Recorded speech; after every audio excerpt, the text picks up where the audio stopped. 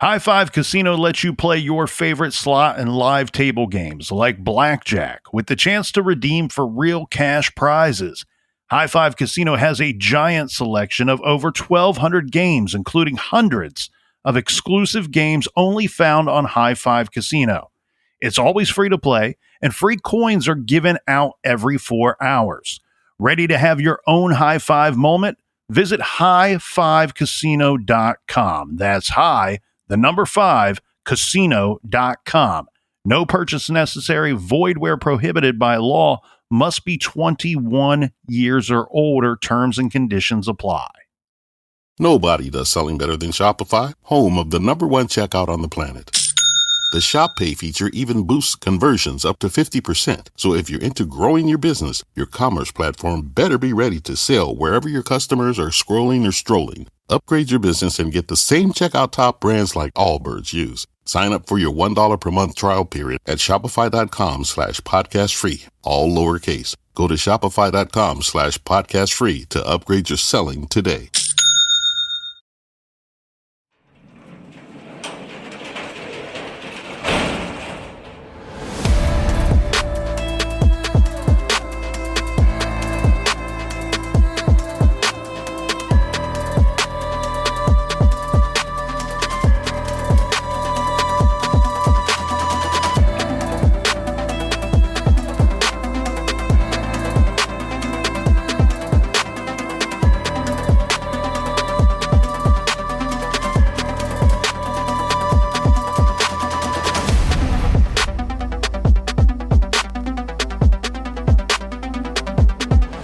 Welcome to True Crime Garage. Wherever you are, whatever you are doing, thanks for listening. I'm your host, Nick, and with me, as always, is a man who knows that Orenthal James was a mighty bad man.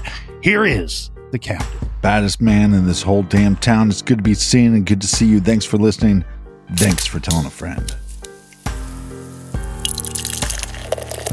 Today, we are still sipping on the fantastic brew from Stone Brewing called Ghoulish Delights. This is a dark lager with maple syrup and oak and was inspired by German styles like Marzen and Dunkel. A very special shout out to and cheers to Stone brewer Ashley Collins and all of the hardworking folks at Stone Brewing. This beer is described as malty, roasty and toasty, and delicious. Garage grade 5 out of 5 bottle caps. And here's some roasty and toasty friends of ours. Big shout out to Paul Sadowski in Middleton, Wisconsin. And a big we like you jib to Melody in Riverside, California. Next up, here's a cheers to Ann Paul in Annapolis, Maryland. And a big shout out to Jen from NYC. And here's a cheers to Luciana in the Twin Cities, Minnesota. And last but certainly not least, we have Kaylee from Okinawa, Japan. Everybody we just mentioned, they went to truecrimegarage.com and helped us out with this week's beer fund. And for that, we thank you. Yeah, BWERUN Beer Run. If you need more True Crime Garage for your earballs, and you know you do, make sure you sign up for True Crime Garage on Patreon or Apple subscription. If you're on the Apple app, all you have to do is hit subscribe, and there you go. Bingo, boingo, and that's enough of the business. All right, everybody, gather around, grab a chair, grab a beer. Let's talk some true crime.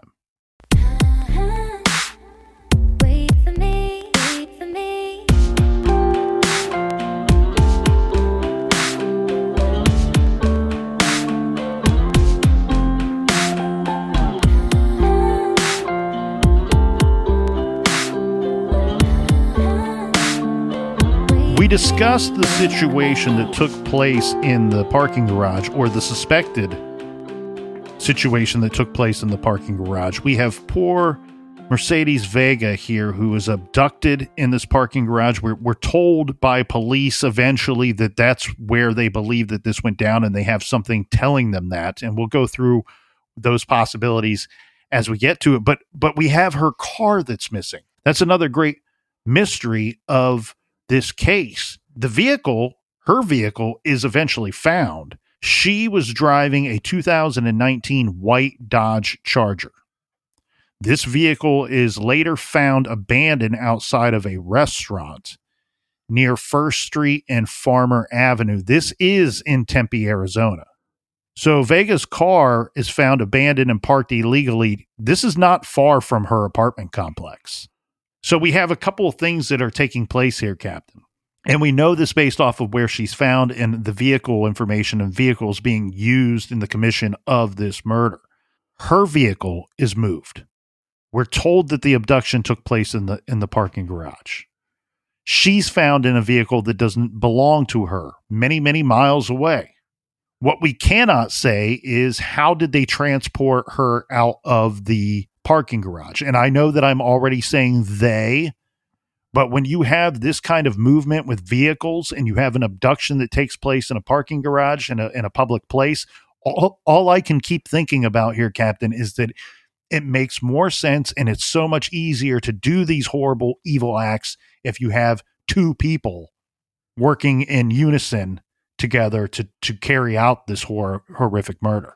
Well, because you have to move the victim and you also have to move the car. So some of the physical evidence that we're going to find at the parking garage is a statement by her family that is saying they had to get this information from police. They're saying she was hit over the head because there was tissue and blood found in the parking garage. And based off of the surveillance footage that we have of her walking into the parking garage, her car being moved, transported to this other location, this feels to me a lot like what I suspected happened in the Jennifer Kesse case in Florida many years before this case. Right. Jennifer Kesse's case, she lives in what was supposed to be a nice apartment in a nice area, parking garage. I believe that she was attacked on her way to her vehicle, intercepted before she could get in that vehicle or pulled out of it at some point. Here, we have a very similar situation because we are seeing and being told that there is physical evidence that says the attack took place in the garage. Could it be? Police would actually go on and add clarification to this later. They think based off of blood evidence that they found in the garage and on her vehicle that was later recovered, that she very likely had approached her vehicle. Her back was turned to the assailant or assailants, and that suggests to me that she's attempting to get into her car. Right. And these cowards attack her from behind. Well, but because we know where the victim was found, because we know where the victim's car was found, it makes you wonder how much surveillance footage law enforcement has that they're just not sharing with the public. You are so spot on going to that point right here in our coverage of the case, because one thing that's perplexed me amongst other things in this case is that they being law enforcement have said, they've never released it, but they've said that we have surveillance footage of her car being parked there illegally. Makes me wonder too if we have any form of DNA evidence. I know we have some gloves. So if the gloves were left by the killer, then he wore those gloves so they'd have touch DNA evidence inside the gloves, unless he doused those gloves in bleach. Yeah, or the fire, the heat. It doesn't even have to be the fire itself. It could be the heat and also the water, the water pressure coming out of those fire hoses and whatever they use to extinguish those flames on the vehicle. Very likely disrupted and destroyed and contaminated a lot of the physical evidence that they probably suspected that they would find potentially in the vehicle or on the victim herself. The problem is with this vehicle being a salvage title, it would be different if it were her vehicle. It would be different if it was the suspect's vehicle. You would expect to find a lot more evidence, physical evidence in those situations. This is a situation, Captain, where the perpetrators, and the victim may have only been in this vehicle for a very, very short period of time. Yeah, I would start looking for individuals that were similar in age to her. Yes. Thank you. If not, maybe a hair older. Thank you. And look, it's so difficult to try to crawl into the minds of these monsters here and figure out who they are, why they did what they did, or why they carried out the crime in the manner that they did. But I can't shake the fact. I shouldn't say fact because it's not a fact. I cannot shake the idea, the suspicion that I have that the perpetrators of this horrible crime are probably younger folks and probably similar in age. She was in her early 20s.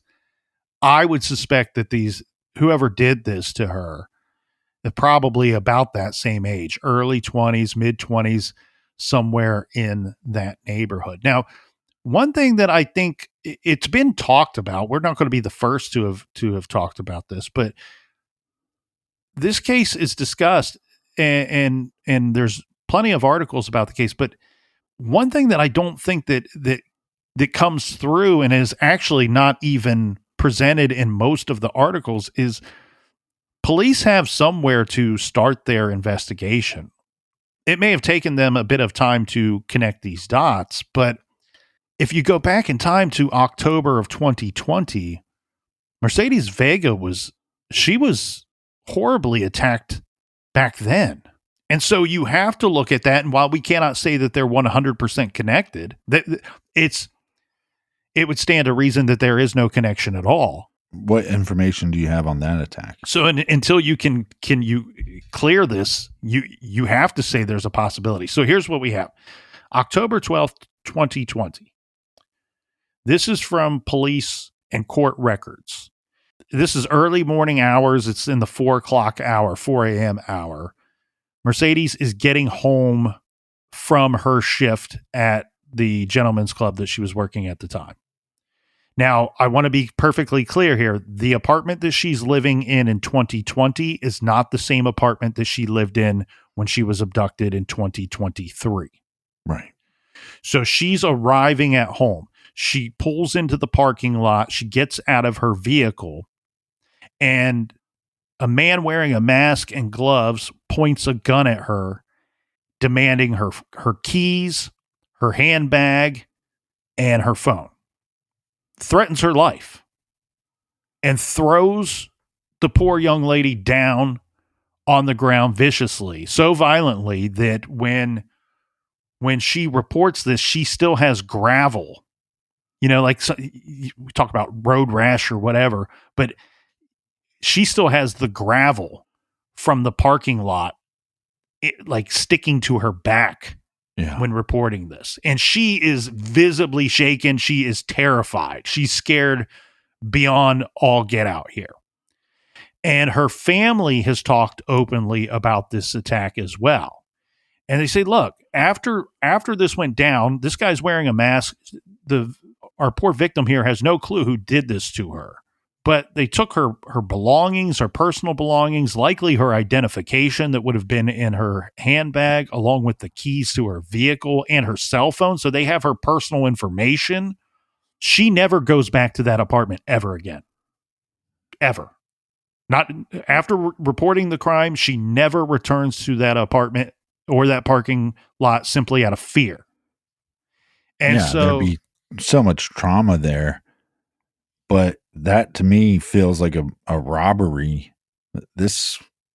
Her murder case doesn't feel like a robbery gone bad. No, because it appears that it's violent right away.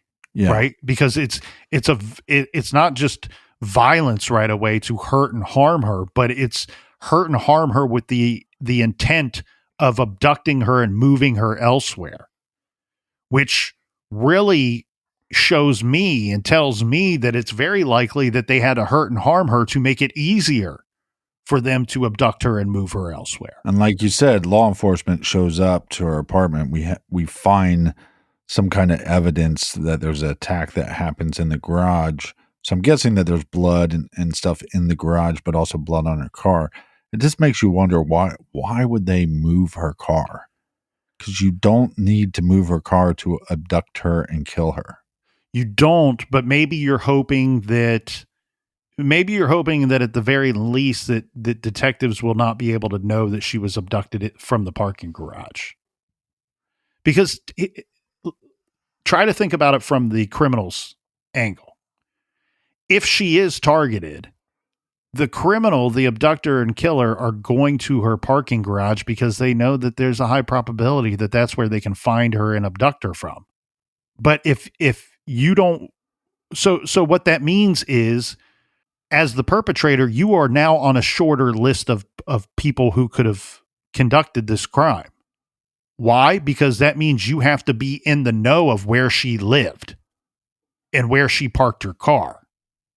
You can't say that any Bob, Tom, and James off the street would know where this person lived.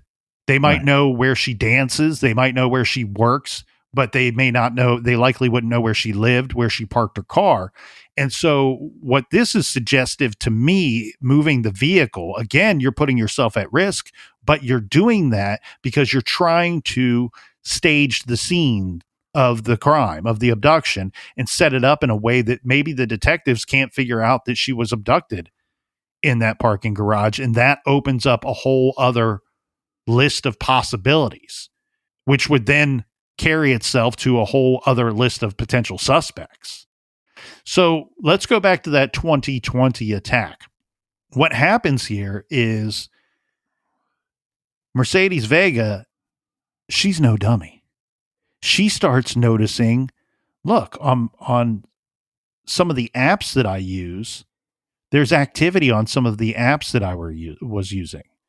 And in at least one case, she can tell that someone is trying to transfer money out of one of her accounts. And this guy is a dummy, however, because guess whose account he's trying to put it into? His own. I mean, come on, Cracker Jack. Why don't you, can you come up with a better plan here? So she goes to police and she, God bless her, after this horrible attack happened to her in 2020, like, she didn't just want to get the guy busted. She moved elsewhere. She had to change her whole life. And her parents say, like, it was almost like she was starting over because she had to up and move abruptly. She had to change her routes. She changed where she worked and things of that nature. But she doesn't want to just get the guy busted who scared her, who hurt her, who stole from her. She tells the police, like, I'm willing to work with you morning, noon, and night on this because I want to help other people. I don't want this guy to do this to anybody else. So she goes to police and says, look at this activity. This person is trying to get my money out of my account and trying to put it into his. So police take that information and it leads right to the doorstep of the perpetrator. Got him. Well, we can't say that he perpetrated the robbery on her 100%, but we know the result, right? The robber took her personal belongings along with her phone. So I'm assuming here that this person, somebody is using her phone to get into these accounts and attempt to move things. Right. This leads them to a person named Cujo Young.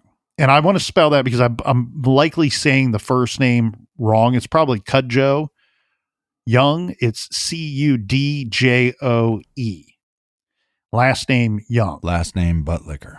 We know that this attack and robbery on her takes place mid-October 2020. Let's fast forward 1 month to mid-November 2020. This is when another dancer at the same club that Vega was working at was targeted just 1 month later. According to records, a woman was getting home to her Scottsdale apartment, very nearby, not far. Around 3:45 a.m., she's approached by a man at gunpoint. Then a vehicle or a passerby stumbles into the area and this man gets spooked and runs off. We can't say for certain that it's the same crime, but doesn't it sound very similar? We have two people that worked at the same establishment, and both are attacked when they return to their apartments in the middle of the night. A gun is used in both situations. Yeah, and you would think that because of her profession, she's probably carrying cash. Exactly. And here's the thing. We talked earlier about these businesses. Most of them, the good ones anyway, they're being escorted to the people that work there are being escorted to their cars. And oftentimes it's not just dancers, it's waitresses and bartenders and everybody involved. They're being escorted usually by a very large and capable security guy. I tell you what, I got thrown out of one of these establishments one night, and I was through no wrongdoing of my own, just a Sure. complete misunderstanding, Sure. And, but I'll tell you this, Captain, I was very happy that they didn't resort to violence to get me out of there, because one punch is all it would have taken. You should have seen the size of these guys. They were mountains, I tell you. So That's what she said. if you're going to attempt to rob one of these young ladies or a bartender or whomever coming out of one of these joints, you ain't going to do it in the parking lot at one of these joints. And like you said, this is primarily a cash industry. And why would somebody work at this establishment? For the same reason I used to bartend. One of the best parts of it was you got to leave usually with a good stack of cash at the end of a busy night. People can target these type of people, and it doesn't take a sophisticated criminal to target these persons. Well, like you said, you could have the idea, well, these ladies are leaving with a lot of cash. I'm going to rob one of them. Okay, well, I'm going to do it right after they leave work. Oh, they're being escorted out. I can't do it here. Okay, I need to follow them home. And that's what happens twice. This Cudjoe Young is picked up. Mercedes Vega picks him out of a photo lineup. This is in December of 2020. And let's keep in mind, he's also charged at the same time with another armed robbery. And let's go a step further. Records show that Young was seen inside of the Gentlemen's Club following the robberies. Right. So he's going into this. So he has a direct tie to this Gentlemen's Club. Yeah, but it makes sense. You go into the club, you see which girl is working more. You can see the dollars being thrown. And then you pick out your victim and you follow them home. And unfortunately, he posted bond on both of these cases, and he gets let out. Now, we should point out a few things here. He's out on bond at the time of Mercedes Vega's death in April of 2023, at the time of her murder. What gets a little difficult here, so he's out and could have potentially committed this murder. But what gets difficult here is there are court records that show that he may have had an ankle monitor at the time. Right. So they would be able to track his movements. But a good suspect nonetheless, because one, he's capable of the crime. And on top of that, it probably wouldn't be too hard if he's been a customer before to figure out where she lives. You know, he knows somebody that knows somebody and gives them information, doesn't even know that this guy robbed her in the first place. But maybe the idea is, well, if I get rid of her, she can't identify me. And that's all they really have. So I won't be charged and I won't go to jail. Here, to back up some of this information, this is from News 12 or 12 News. They are on record saying that they have confirmed that Cudjoe Young was wearing an ankle monitor in April of 2023, and that ankle monitor did provide GPS information. So if he's the perpetrator and they've not connected that dot, he either figured out a way to get out of that monitor or because it would track his movements.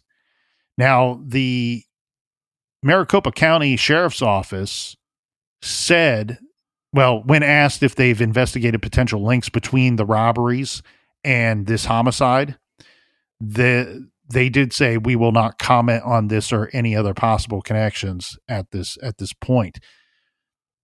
But let's go to April 13th of 2023. So this is days before the abduction and murder.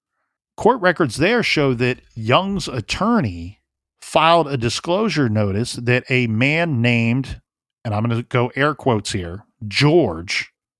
So we don't know if this is a real name, fake name, what have you.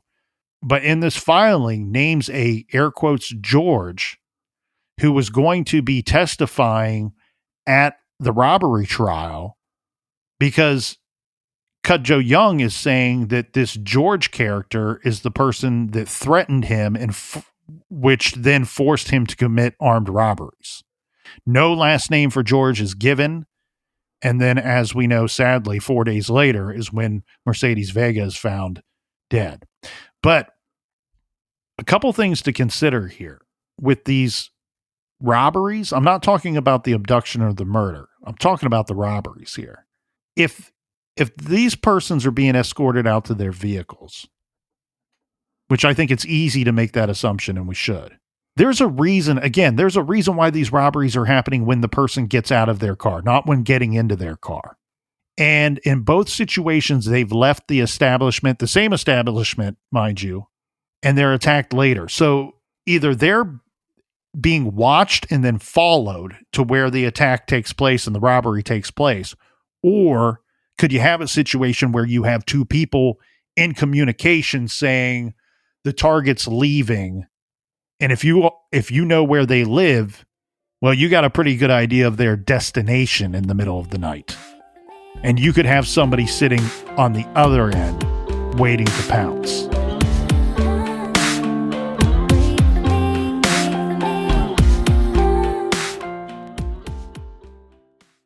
With big wireless providers, what you see is never what you get. Somewhere between the store and your first month's bill, the price magically skyrockets. With Mint Mobile, you'll never have to worry about gotchas again. When Mint Mobile says $15 a month when you purchase a 3-month plan, they mean it. Not to name names, but I have had mobile providers in the past that have a less than reliable service that I have paid much more than Mint Mobile. Like you, I was tired of complicated bills that included new fees and upcharges that made absolutely no sense. Mint Mobile is straight up. Great reliable service at a great and fair price. All Mint Mobile plans come with high-speed data and unlimited talk and text delivered on the nation's largest 5G network. You can use your own phone number, and all of your existing contacts. Ditch overpriced wireless with Mint Mobile's deal and get 3 months of premium wireless service for $15 a month. To get this new customer offer and your new 3-month premium wireless plan for just $15 a month, go to mintmobile.com/TCG. That's mintmobile.com/TCG. Cut your wireless bill to $15 a month at mintmobile.com/TCG. $45 upfront payment required, equivalent to $15 per month. New customers on first 3-month plan only. Speed slower above 40 gigabytes on unlimited plan. Additional taxes, fees, and restrictions apply. See Mint Mobile for details. It's on the bathroom floor. It's permanently stuck in the vacuum. You find it on your pillow. It's your hair. The never-ending shedding is real. That's why you've got to try Vegamore's brand new Grow Active Plus Advanced Hair System. It's made with clean ingredients and was co-developed by dermatologists, so you know it's legit and delivers real results. In a clinical study, the Grow Active Plus Advanced Hair Serum reduced shedding by up to 87% and improved hair density when used daily for 4 months. It has skincare-inspired ingredients like Spanish microalgae, which is a probiotic scalp superfood that nurtures the skin barrier. Vegamore used artificial intelligence to find 2 super potent hair densifying compounds, Japanese beauty berry and encapsulated Ropontic rhubarb. These 2 plant compounds form Vegamore's patent-pending Grow Active Plus complex. And can men use Vegamore? Absolutely. They clinically tested their new Grow Advanced system on both men and women to ensure efficiency across the board. And I can tell you this, I am seeing a visible increase in hair density, a visible reduction in hair thinning, and, important to me, my scalp feels very hydrated. All of this in just 90 to 120 days. Give it a try. Take on the most advanced approach to hair wellness with Vegamore's new Grow Active Plus Advanced System. Learn more at vegamore.com now. That's vegamor.com/garage, code garage to save 20% on your first order. vegamor.com/garage, code garage. You're probably tired of paying for so many TV channels you don't even like and certainly don't watch. Make the switch to Sling. You're in charge of live TV with Sling. You get to choose and customize your channel lineup, getting the channels you'd like, and you can always change it up whenever you want. Sling has the live sports, news, and entertainment channels you love, and less of the ones you don't, so you save hundreds of dollars. And Sling knows stuff happens. You can pause your live TV subscription at any time and still get over 500 channels for free with Sling Free Stream. Sling's Cloud DVR lets you record your shows to watch on your schedule with no complex technology, no long-term contracts, and no hidden rigmarole. I fell back in love with TV because of Sling. I was able to customize the channels I want to see, and I can pause my TV subscription at any time. And it's so easy to record my shows. So when I turn on my TV, I always have something I want to watch. I don't have to spend hours searching through channels I'm just not interested in. Save time and save money with Sling. Watch TV anywhere at any time with Sling. Sign up for free today at sling.com/choose. That's sling.com/choose. Sling.com/choose. Watch TV anywhere at any time with Sling. Sign up for free today. Nobody does selling better than Shopify, home of the #1 checkout on the planet.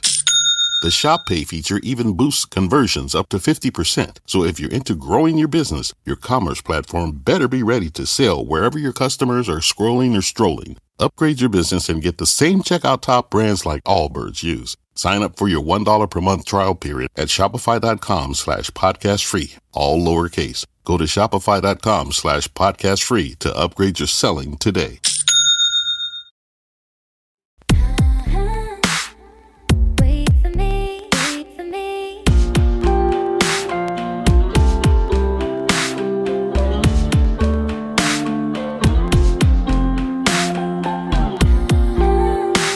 All right, we are back. Please raise your hand if you've ever been kicked out of a gentleman's club. Tall cans in the air. Cheers, Colonel. I will not put my tall can in the air, but I will not. I will not. This case, I don't want to say that it seems open and shut, but I think in most cases where there's smoke, oftentimes there's fire. And here we have the situation with this armed robber, a violent armed robber, Cudjoe Young, this George character. We don't know who he is. Could this be retaliation for getting someone busted? Could it be retaliation before someone's about to be sent off to prison? I think that those are suspicions that would be that most people would have. We can't say with any level of certainty, but it can't be overlooked. Now, I do know the family is disappointed with the investigation. And one aspect that they're disappointed with is that the vehicle that she was found in, that description, we gave that description to you in part one, a 2018 white Chevy Malibu. That's not released to the public until over a year after the murder. And the reason why they say they're disappointed is they think that it would have been more helpful to the investigation or more helpful to the public since you are in fact asking the public for their help, to have released that information much, much sooner. I agree 100% with what the family's saying. I do want to kind of throw a little bit of a wrench in the whole situation, though, because we don't know what leads and what police were working on and detectives were working on it prior to releasing this information. What I think we have here, Captain, is and I'm hoping that I'm right. I don't know that I'm right, but I'm hoping that they were hot on something. They were working that angle. They were chasing those leads, and that they released this information when they figured out we have to move on from whatever it is we're working on. Well, they had 3 crime scenes.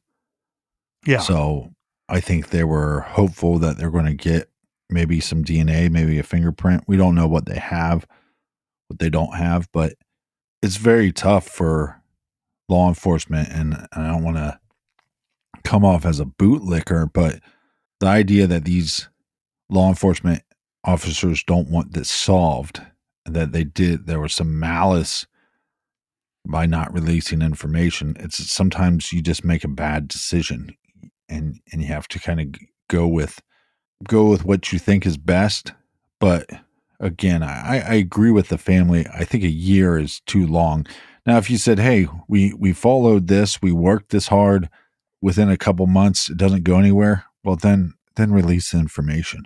But we have cases, and this is the whole bullshit thing, the true crime world. I mean, how many cases do we have that are 20, 30 years old, and law enforcement is still keeping things that could possibly solve the crime too close to the chest? That's the flip in this situation, where here we look, if a year later, was it too late?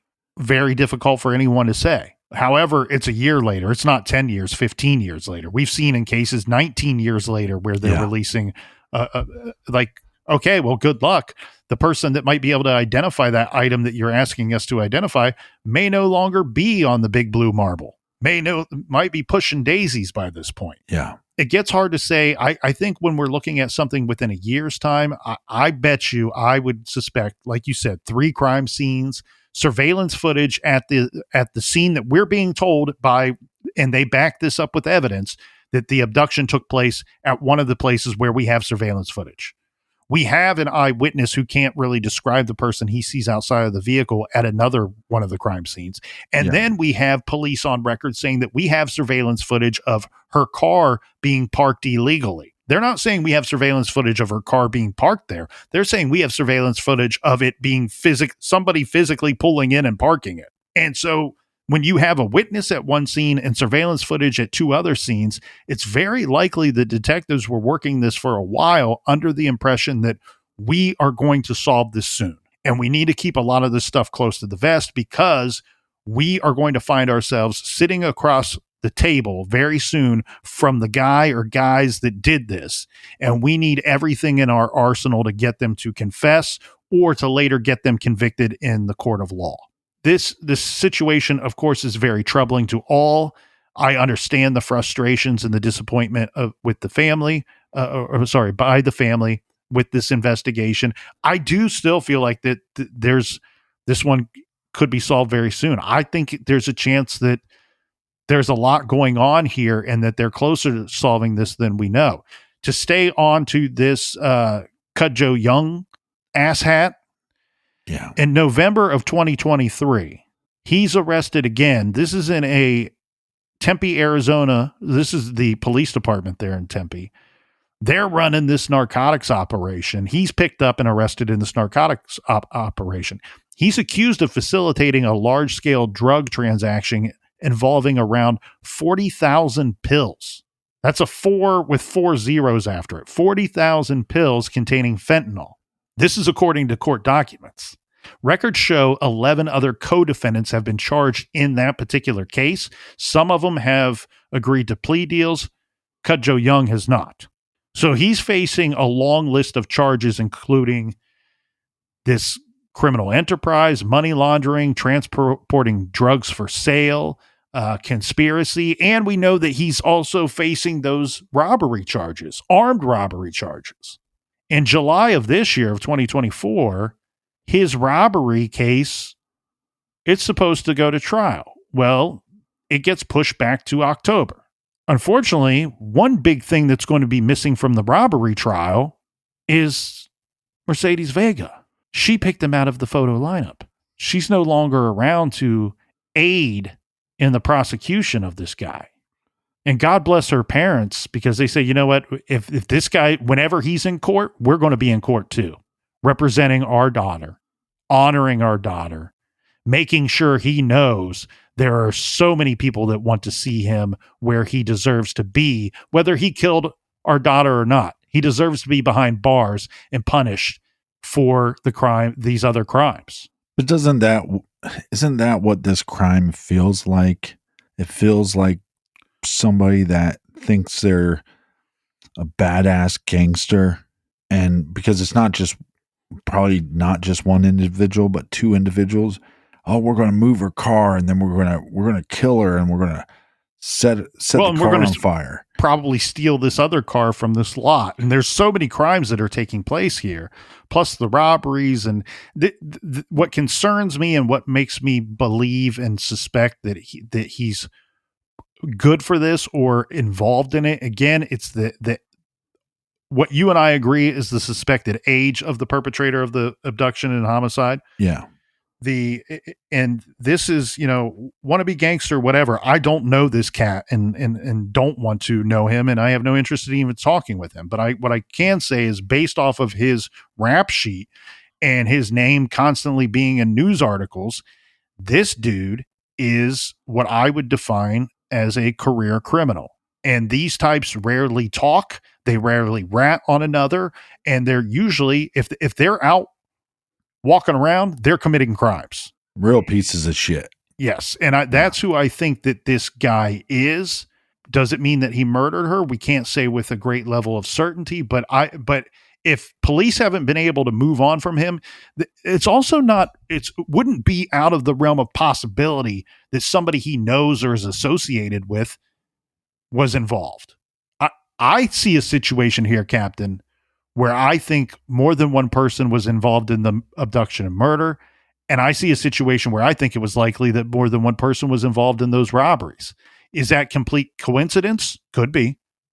It also could not be a coincidence at all. Now, this guy, he reminds me of somebody that we spoke about before, and one of the criminals that you and I loved to hate, the one that thought he was some kind of talented rapper from inside of the jail. Yeah. But so October 15th, this is where you get frustrated, not frustrated with law enforcement, frustrated with this guy, with the Cudjoe Young.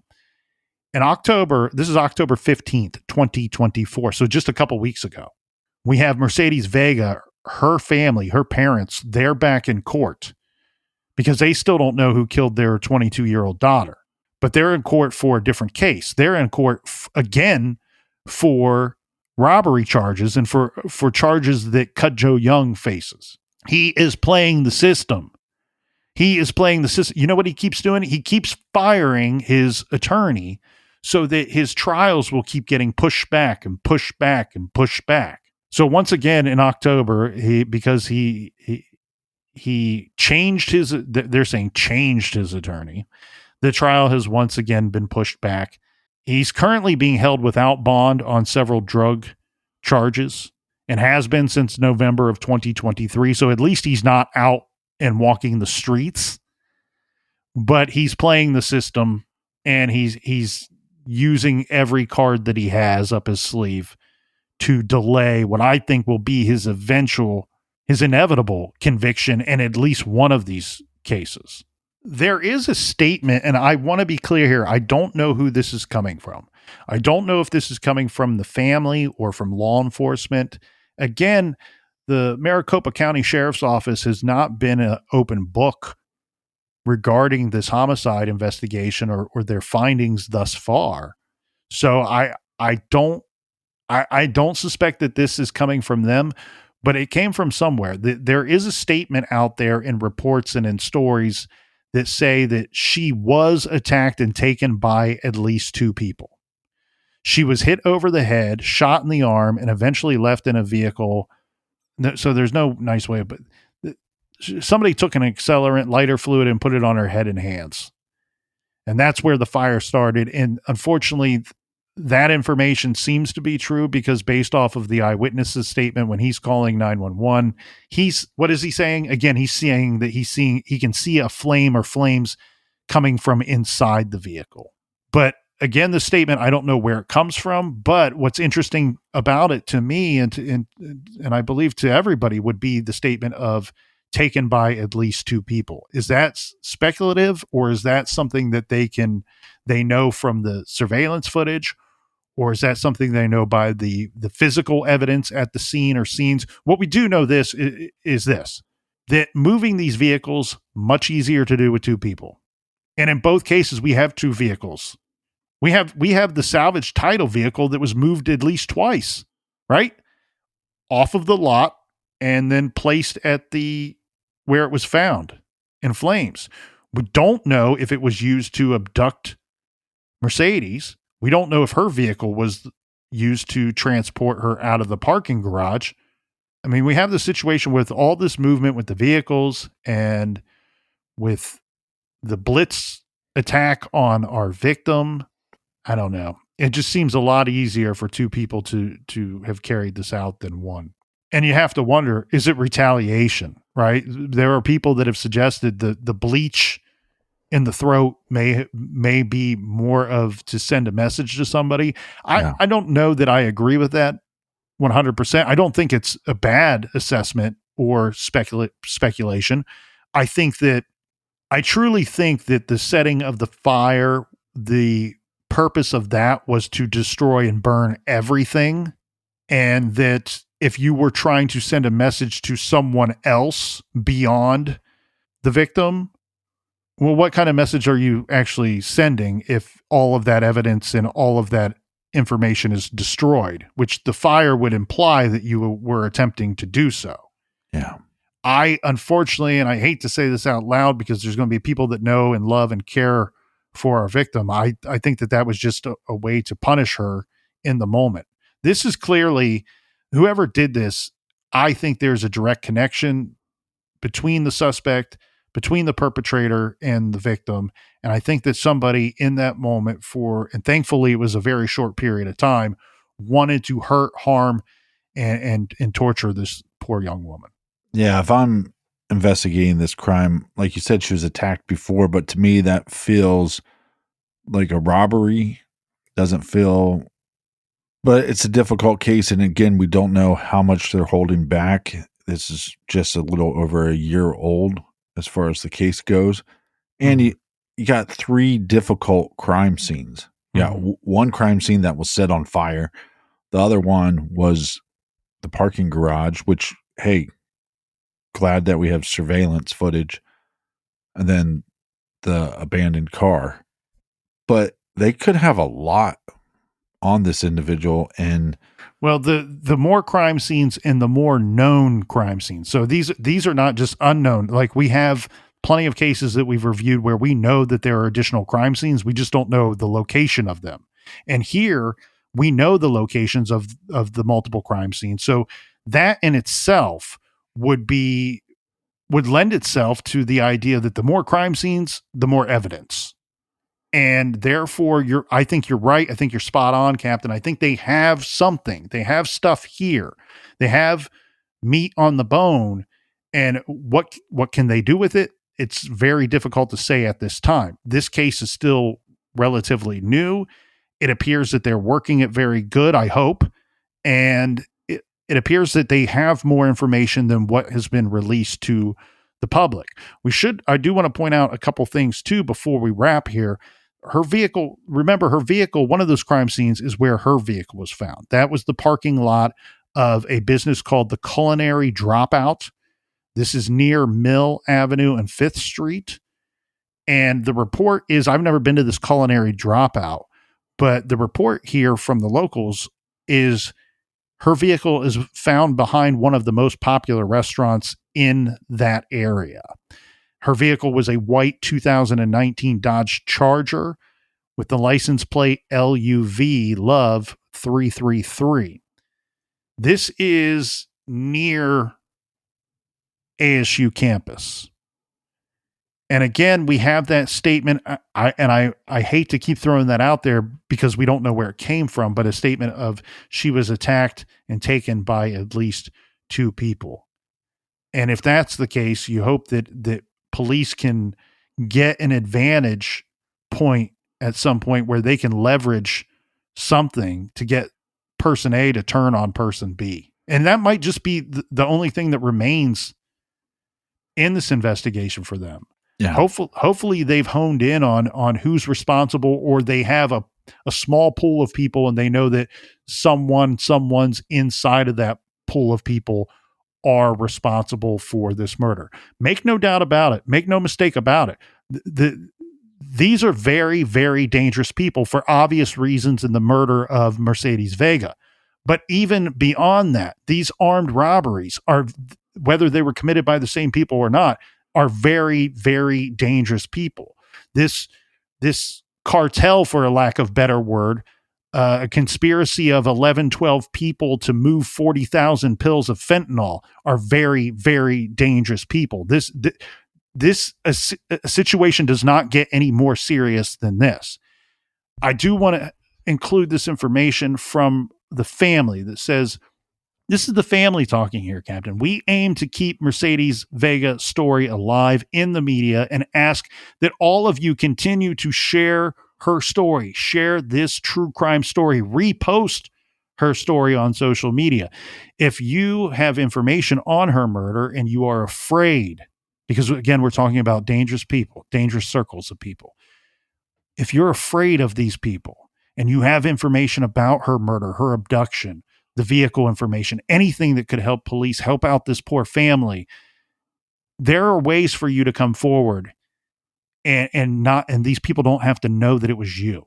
There is a reward for information leading to the arrest of the persons responsible. You do not have to give your name. If you have any information regarding this case, you may contact Silent Witness. We've talked about them before in other cases, and they've had great successes helping solve these cases. In some cases, many years after they occurred. Yeah, they should change their motto, silent but deadly. Silent Witness, you can contact them at 480-WITNESS, WITNESS. That's 480-948-6377. Or for Spanish speaking, you can call 480-TESTIGO. You can also leave an anonymous tip on the Silent Witness website at silentwitness.org. You will remain completely anonymous, and you could earn a cash reward for information leading to the arrest and or conviction of the suspect or suspects in this crime. You must contact Silent Witness prior to the arrest or indictment to be eligible for any reward.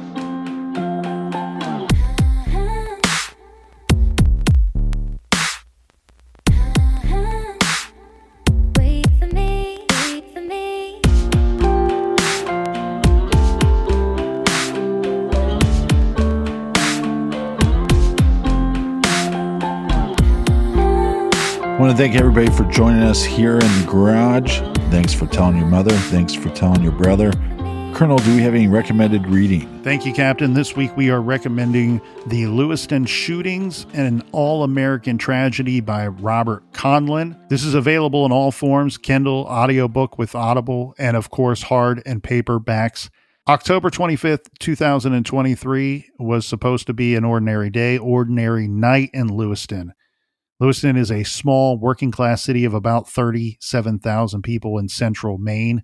Friends and family gathered to do things that they loved when terror was unleashed at the local bowling alley and a popular sports bar and restaurant.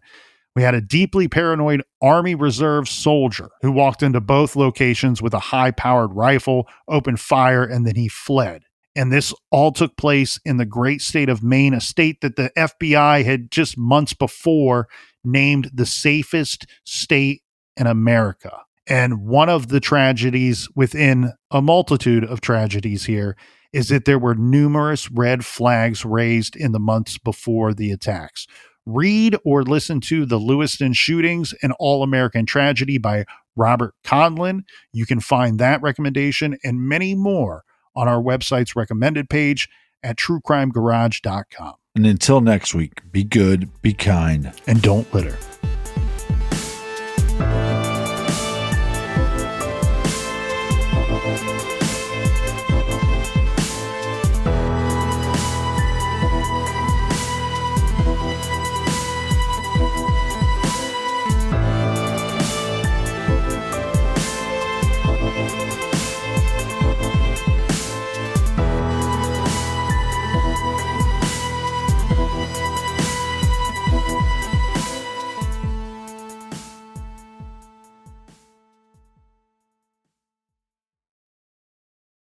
Nobody does selling better than Shopify, home of the #1 checkout on the planet.